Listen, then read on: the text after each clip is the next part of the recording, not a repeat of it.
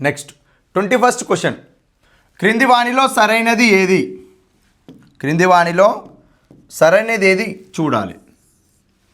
స్థూల జాతీయోత్పత్తిలో తరుగుదల కలిసి ఉంటుంది, జిఎన్పిలో తరుగుదల కలిసి ఉంటుంది.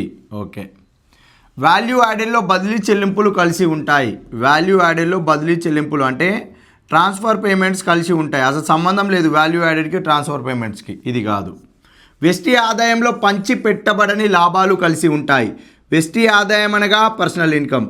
పర్సనల్ ఇన్కమ్ అంటే national income minus social service contributions minus undistributed profits plus transfer payments. ఓకేనా? రైట్. మరి పర్సనల్ ఇన్కంలో నీకు పంచి పెట్టబడిన లాభాలు తీసివేయబడి ఉంటాయండి, కలపబడి ఉండే. ఏంటిది? తీసివేయబడి ఉంటాయి. ఓకేనా? రైట్. నెక్స్ట్, వ్యవహార ఆదాయంలో వెస్టి పన్నులు కలిసి ఉంటాయి. ఏంటిది? వ్యవహార ఆదాయంలో వెస్టి పన్నులు కలపబడి ఉంటాయి. వ్యవహార ఆదాయం అంటే disposable personal income is equal to personal income minus taxes of direct అనగా ప్రత్యక్ష పన్నులు. వీటినే వెస్టి పన్నులు అంటారు. ఏమంటారండి? వెస్టి పన్నులు అంటారు. Personal income disposable personal income వ్యవహార ఆదాయంలో వెస్టి పన్నులు తీసివేయబడి ఉన్నాయా, కలపబడి ఉన్నాయా? తీసివేయబడి ఉన్నాయి. కాబట్టి ఇది కూడా రాంగ్. ఏది కరెక్ట్ అంటే జిఎన్పిలో గ్రాస్లో తరుగుదల కలపబడి ఉంటుంది, స్థూల జాతీయోత్పత్తిలో తరుగుదల కలిసి ఉంటుంది అనేది కరెక్ట్ స్టేట్మెంట్. నెక్స్ట్, ఎన్ఎన్పిని జిఎన్పి ఈ భాగం అధిగమించెను. ఏమంటుండే ఇక్కడ? ఎన్ఎన్పిని జిఎన్పి అధిగమించెను అంటే గ్రేటర్ దెన్ అవుతుంది. ఎట్లా?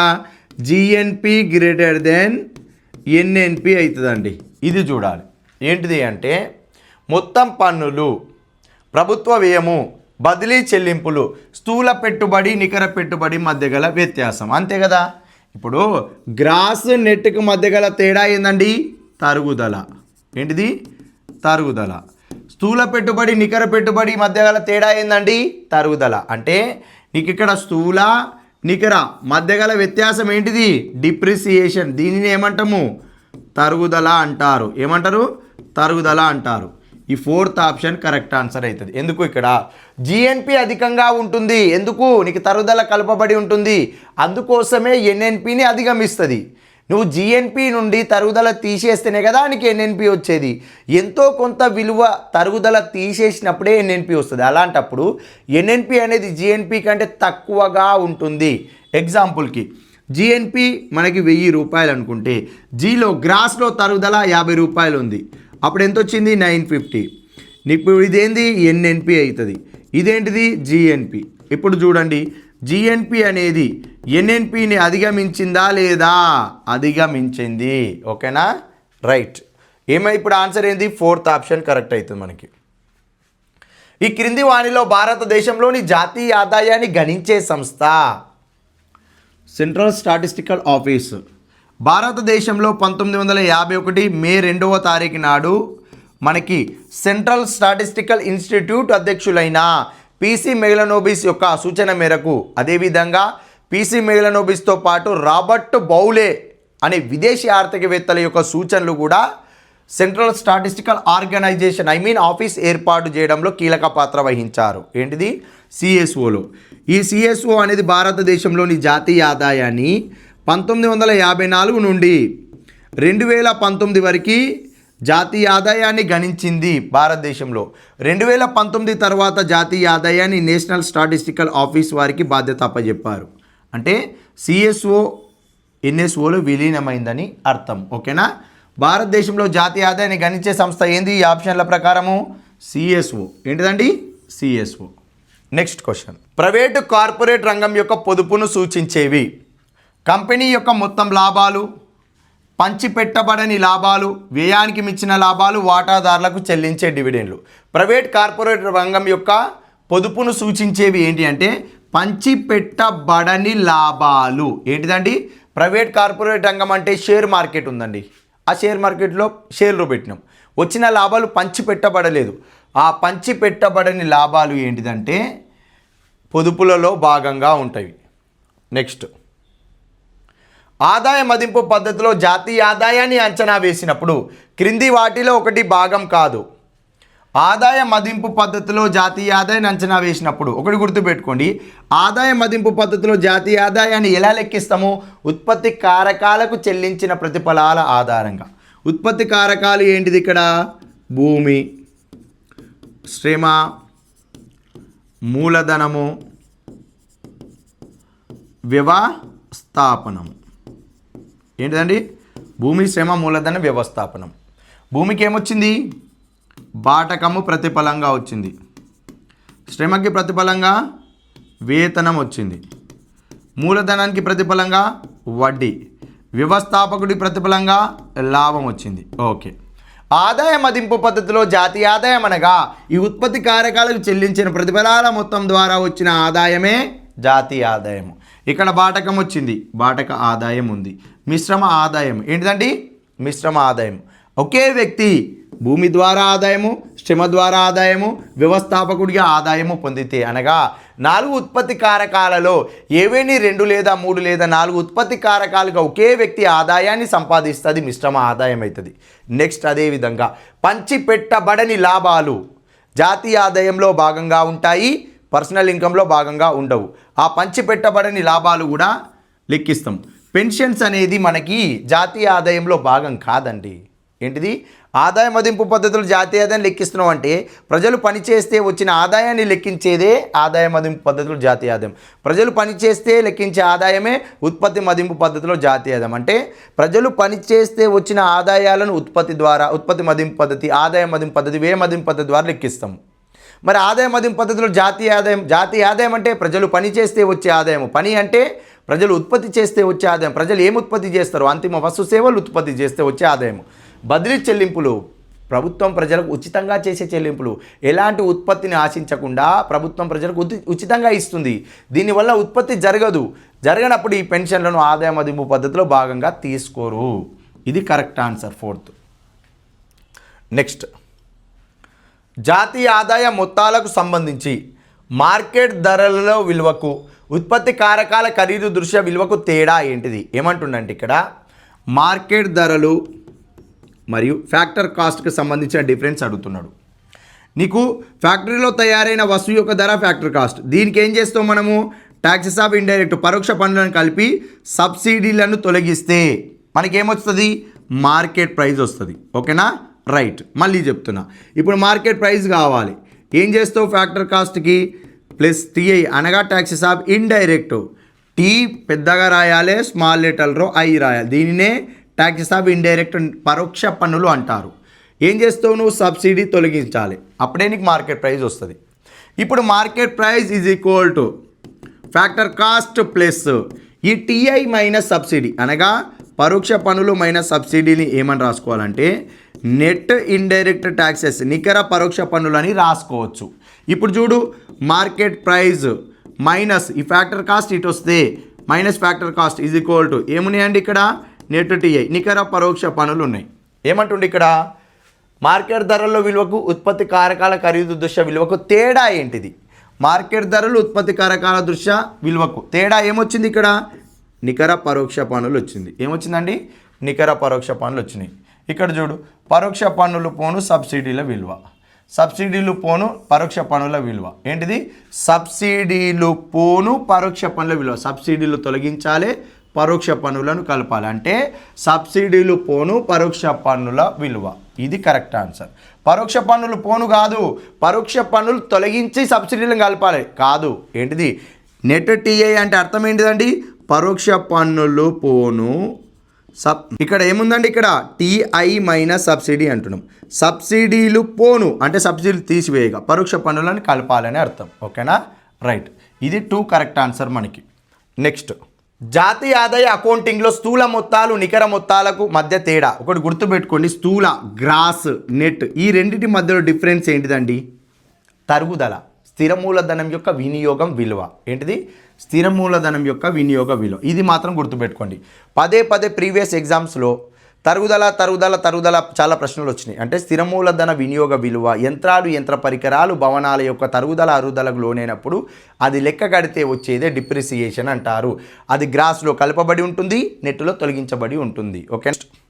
జాతీయ ఆదాయం నుంచి వ్యర్హ ఆదాయము పొందేందుకు ఆదాయపు పన్ను మినహాయించి బదిలీ చెల్లింపులు కూడా మినహాయించాలి. ఆదాయపు పన్ను మినహాయించి బదిలీ చెల్లింపులు కూడా మినహాయించాలి.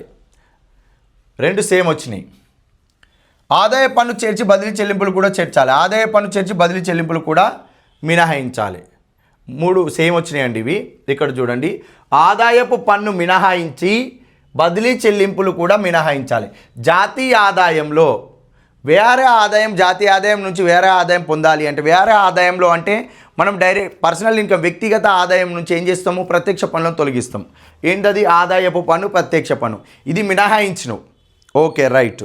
మళ్ళీ బదిలీ చెల్లింపులను కూడా మినహాయించాలి. ఇప్పుడు పర్సనల్ ఇన్కమ్ అంటే ఏమని మాట్లాడుతున్నామండి, national income minus social service contributions and distribution profits plus transfer payments. అంటే నీకు జాతీయ ఆదాయము ప్లస్ ట్రాన్స్ఫర్ పేమెంట్స్ ఇవి రెండు కూడా పర్సనల్ ఇన్కంలో భాగమే. డిస్పోజబుల్ పర్సనల్ ఇన్కమ్ అంటే ఏంటిదండి, personal income minus taxes of direct. Okay, అంటే నీకు జాతీయ ఆదాయం అనేది పర్సనల్ ఇన్కంలో భాగమే. ఓకేనా, ఏంటిది పర్సనల్ ఇన్కంలోనే భాగం. ఓకే ఒప్పుకుందాం. పర్సనల్ ఇన్కంలో భాగం అయితే ఈ జాతీయ ఆదాయంలో భాగంగా వచ్చే ఈ పర్సనల్ ఇన్కమ్ ఉంది కదా, ఈ పర్సనల్ ఇన్కమ్ నుంచి మనము ఆదాయ పన్నును తొలగిస్తున్నాం. ఆదాయ పన్నును తొలగిస్తే డిస్పోజబుల్ పర్సనల్ ఇన్కమ్ వచ్చింది. మరి బదిలీ చెల్లింపులు కూడా మినహాయించాలంటాడు.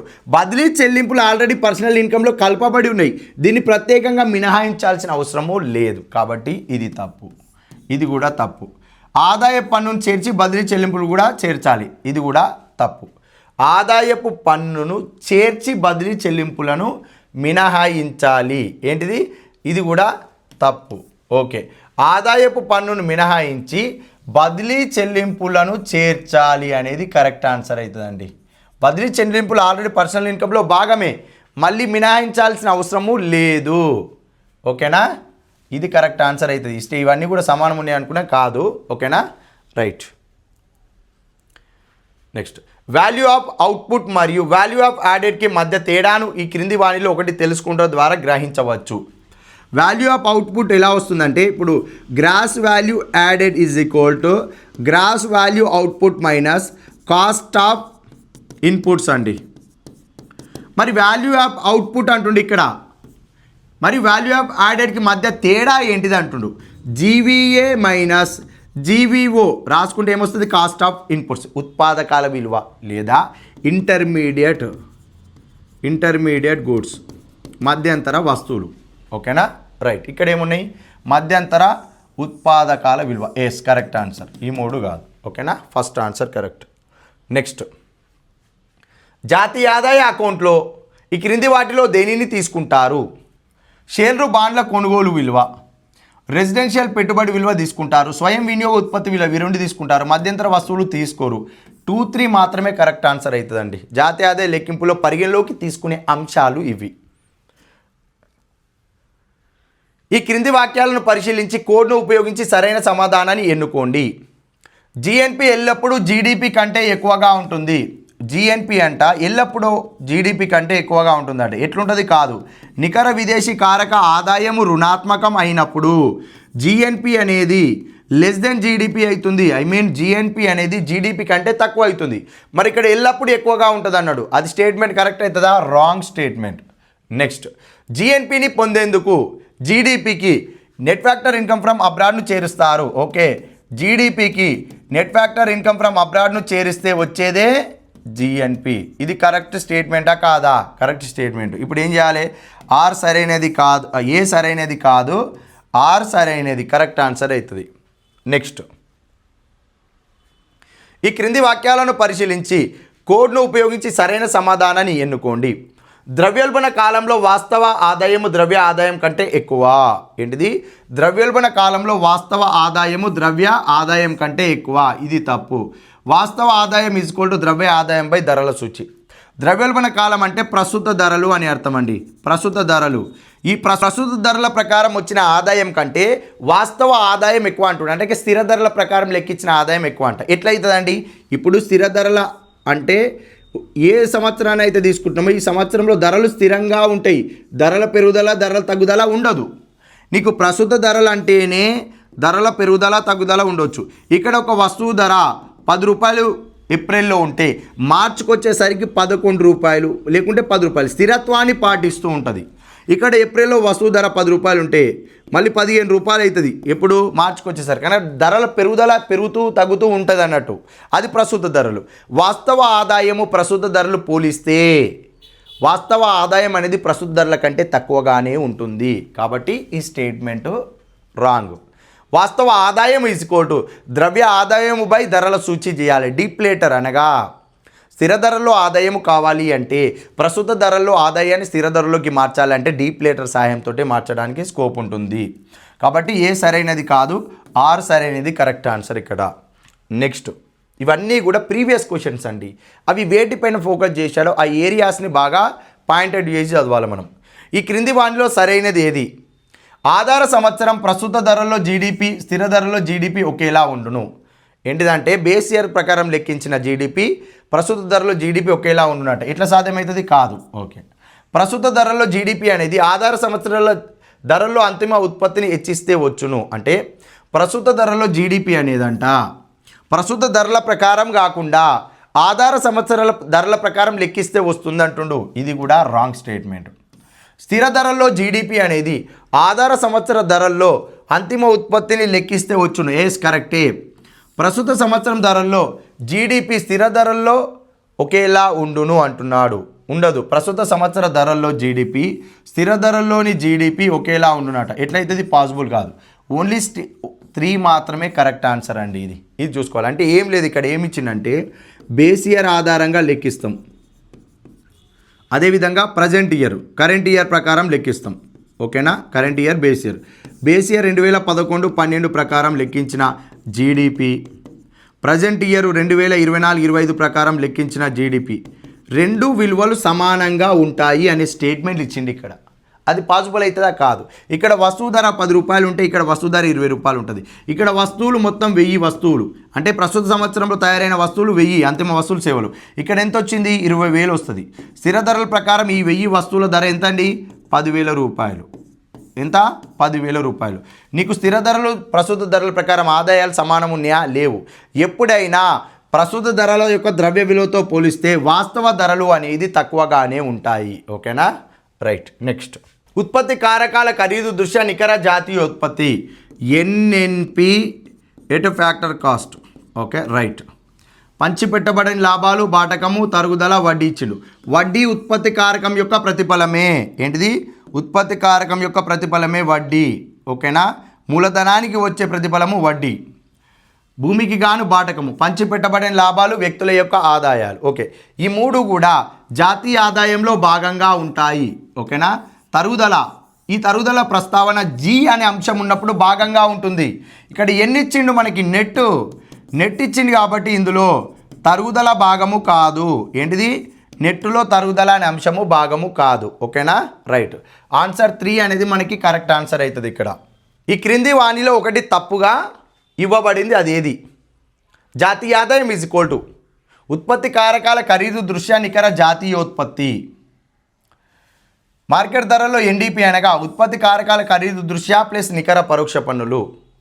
Next NNP is equal to GNP minus depreciation. కరెక్టే. జాతీయ ఆదాయం ఈజ్ ఈక్వల్ టు ఉత్పత్తి కారకాల ఖరీదు దృష్ట్యా నికర జాతీయోత్పత్తి. ఇది కరెక్టే. GNP is equal to GNP minus నికర విదేశీ కారక ఆదాయము. జిఎన్పి కాదు, GDP is equal to GNP minus ఏం రావాలి మనకి? Net factor income from abroad, నికర విదేశీ కారక ఆదాయం రావాలి. అంటే ఇది రాంగ్ స్టేట్మెంటు. భారతదేశ జాతీయ ఆదాయానికి ప్రధాన ఆధారం ఏంటిది? మనకి primary sector, secondary sector, tertiary sector అనేది మన ఆర్థిక వ్యవస్థ యొక్క స్వరూపమైన 3 రంగాలు. ఇందులో అత్యధిక ఆదాయము 50% పైగా టెరిషియరీ సెక్టారు, తృతీయ రంగము అనగా సేవా రంగం నుండి ఆదాయం సమకూరుతుంది. కాబట్టి జాతీయ ఆదాయానికి ప్రధాన ఆధారం ఏమవుతుందండి? తృతీయ రంగం అవుతుంది. ఏంటిది? టెరిషియరీ సెక్టార్ అనే తృతీయ రంగం అవుతుంది. కరెక్ట్ ఇది. నెక్స్ట్ ఈ క్రింది వాటిని జతపరచండి. జాబితా ఏ, జాబితా బి. ఉత్పత్తి పద్ధతి, వ్యయమదింపు పద్ధతి, ఆదాయ పద్ధతి 2 సార్లు లెక్కింపు. ఉత్పత్తి పద్ధతి వస్తువు ఉత్పత్తిలో ఉత్పత్తి కారకాలు పొందే పద్ధతి. ఇది ఆదాయ మదింపు పద్ధతి అవుతుందండి. ఉత్పత్తి కారకాలు అంటే భూమి, శ్రమ, మూలధన వ్యవస్థాపనానికి చెల్లించే ప్రతిఫలాల మొత్తం ఆదాయము. ఆదాయ మదింపు పద్ధతి ప్రకారం జాతీయ ఆదాయం వస్తుంది. ఉత్పత్తి మదింపు పద్ధతి అంటే అంతిమ వస్తువుల మరియు మధ్యంతర వస్తువుల ఉత్పత్తి యొక్క విలువ కాదు. సంవత్సర కాలంలో అంతిమ వస్తువుల యొక్క మొత్తం విలువ ఏమైతుందంటే ఉత్పత్తి మదింపు పద్ధతిలో జాతీయ ఆదాయం అవుతుంది. నెక్స్ట్ వ్యయ మదింపు పద్ధతి అంటే వినియోగ పెట్టుబడి వస్తువులపై ప్రైవేటు ప్రభుత్వ వ్యయం చేసేది. ఓకేనా, రైట్. మరి ఇప్పుడు ఫస్ట్ ఏమొస్తుందండి, ఏ ఫస్ట్ 1కి బి రావాలి కాబట్టి ఇవి రెండు కాదు. నెక్స్ట్ వ్యయ మదింపు పద్ధతి డి రావాలి, ఇది కూడా కాదు. ఆదాయ మదింపు పద్ధతి ఏం రావాలి, ఏ సి. ఇవి సెకండ్ ఆప్షన్ మనకి కరెక్ట్ ఆన్సర్ అండి ఇప్పుడు 40 క్వశ్చన్స్కి. ఓకేనా.